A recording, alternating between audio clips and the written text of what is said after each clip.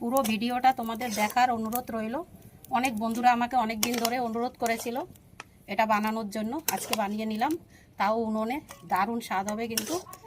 আবার বলছি, ভিডিওটা দেখার অনুরোধ রইল। অনেক দিন আগে বন্ধুরা বলেছিল চিকেন রেজালা বানিয়ে দেখাতে, আজকে আমি বানাচ্ছি, ওটা আবার উনুনে বানাবো।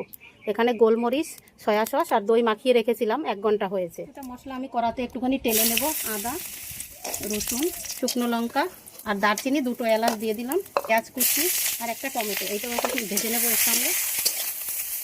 এখানে দিচ্ছি কাজু আর চালমগজ, ধনে পাতা আর এই যে একটু জিরা গুঁড়ো, ধনে গুঁড়ো, গরম মশলা আর কাশ্মীরি লঙ্কার গুঁড়ো আছে, তাই আমি হলুদ দেবো না। পুরো মশলাটা আমার ভাজা হয়ে গেছে, নামিয়ে এবার বেটে নেবো এটা।